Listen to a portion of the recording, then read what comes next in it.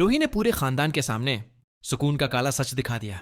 इसी वक्त रत्न और रूही ने मिलकर बड़ा कदम उठाया और बुजुर्ग बाबा को बुला कर सुकून का खात्मा करवा दिया। रूही अब खामोश रहने वालों में से नहीं थी। आज उसने तय कर लिया था कि सुकून के काले खेल का अंजाम आज ही होगा। घर का माहौल अजीब सा हो गया था। हवा में सर्दी और दीवारों पर खौफ की परछाइयां थीं। नहार पेंटिंग को संभालते हुए आहिस्ता आहिस्ता सुकून के कमरे की तरफ बढ़ रहा था। सुकून ने धीरे से पूछा, नहार, तुम्हें यहां आते किसी ने देखा तो नहीं? नहार ने गहरी सांस लेकर कहा, नहीं, किसी ने नहीं देखा। सुकून के होठों पर हल्की सी मुस्कुराहट आई, जैसे किसी बड़े मकसद के पूरा होने का वक्त करीब आ गया हो। उसने पेंटिंग को सामने रखा और आंखें बंद कर लें। कमरे में अचानक ठंडक बढ़ने लगी। हवा बोझल हो गई और दीवारों पर अंधेरे की लहरें लहराने लगे। इसी वक्त घर के बाहर समर, रतिन और दादी फिक्रमंद खड़े थे। रूही के चेहरे पर इज्म नमाया था। उसने कहा, ये समर भाई, अंदर कुछ ठीक नहीं है। नहार खतरे में है। दरवाजा खोलिए। समर ने जोर से धिका दिया। दरवाजा कड़क के साथ खुल गया। सामने का मंजर देखकर सबके कदम जम गए। पेंटिंग के सामने सुकून का जिस्म आहिस्ता आहिस्ता धुएं में बदल रहा था और वो पेंटिंग में समा रही थी। नहार बेहिस्सो हरकत खड़ा था, जैसे किसी अनजानी ताकत के कब्जे में हो। अब सबको सच्चाई समझ आ गई। सुकून कोई आम लड़की नहीं थी, बल्कि एक रूह थी जो पेंटिंग के जरिए इस घर में दाखिल हुई थी। दादी खौफ से कांप रही थी। रतन ने रूही से पूछा, अब क्या करेंगे?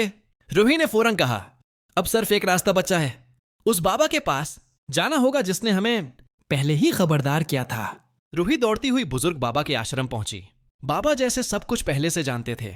उन्होंने आंखें बंद की और कहा, बेटी, ये वही रूह है जो बरसों पहले उसी पेंटिंग में कैद की गई थी। उसका खात्मा तभी मुमकिन है जब उसके काबू में आए शख्स को आजाद किया जाए। पहले नहार को छुड़ाना होगा। रूही ने पुरज़म लहजे में कहा, जो भी करना पड़े मैं करूंगी बाबा, बस मेरे नहार को बचा लीजिए। बाबा उठे, गंगा जल और तावीज लेकर बोले, चलो अब वक्त है अंधेरे से मुकाबले का। दूसरी तरफ सुकून पेंटिंग से निकल कर नहार के सामने दोबारा जाहिर हुई। उसकी आंखों में अब इंसानियत नहीं थी, बस सरखी और झोटा प्यार। सुकून बोली, नहार, अब सबको मेरी हकीकत मालूम हो गई है। अगर तुम वाकई मुझे अपना बनाना चाहते हो तो इस घर को जला दो। कोई भी जिंदा ना बचे जो हमारे दरमियान आए।